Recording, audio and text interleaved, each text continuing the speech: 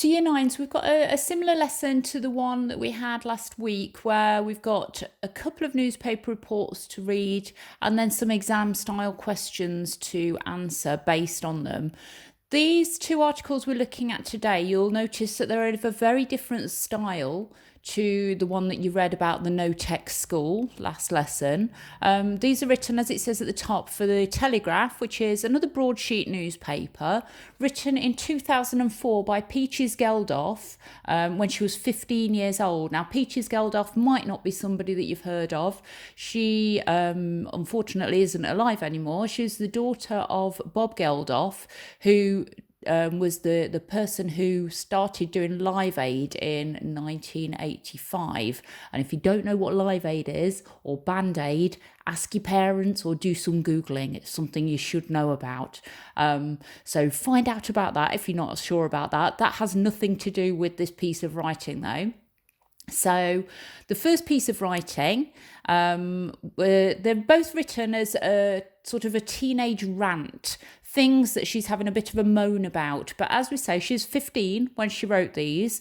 They're written in quite an intelligent way. If you think about the fact that she's only a year older than you, imagine whether or not you'd be able to write something like this. So the first one is about her name, Peaches, and it's written after Chris Martin from Coldplay and Gwyneth Paltrow have had a child who they've called Apple, and Peaches Geldof is sort of sympathising a little bit with how Apple is going to feel.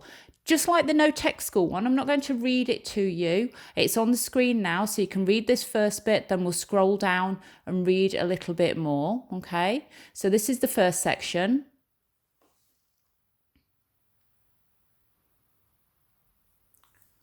Okay, this is your next bit.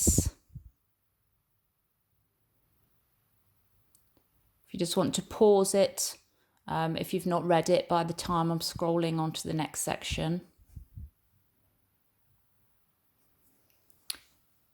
And this is the final part of this article.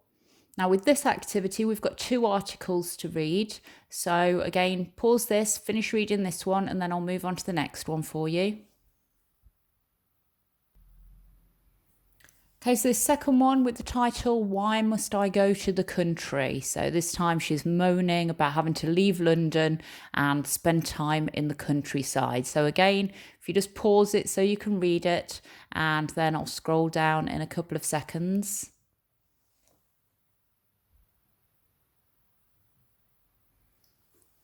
Okay, so that's the rest of this second article, again written by Peaches Geldof.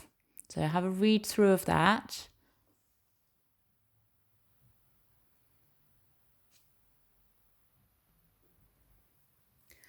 So just got 3 questions based on what we've just been reading. Obviously, you might need to go back and have a look at the questions. I don't expect you to be reading this and then remembering everything. And if we're in the classroom, you'd have these papers in front of you. You'd be able to annotate it, so make notes on it, underline things, highlight things.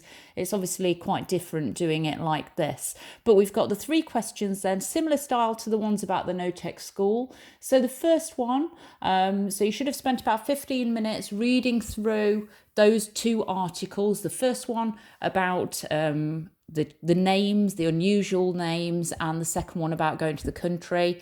So the first one says choose 4 statements below which are true from the first source. That means from the first piece of writing. That was the one about the unusual names.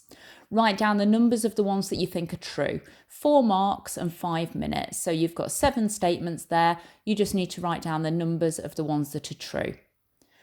Number 2, in your own words, summarise what Peaches is complaining about in the first source. So again, that's the one about the names. What exactly is it that she's complaining about? Try to use point, evidence, explain language here. That's the sort of way that we need to be answering these kind of questions. So you're summarising, putting into your own words what she's complaining about. Use quotes, explain what she means by things. 8 marks, should give yourself about 10 minutes from that one. And then finally, our third question, Refer only to the second source. That's the one about not moving to the country, going to the country. How does the writer use language to show she's writing for a teenage audience? So I've got 12 marks there. You should spend about 15 minutes.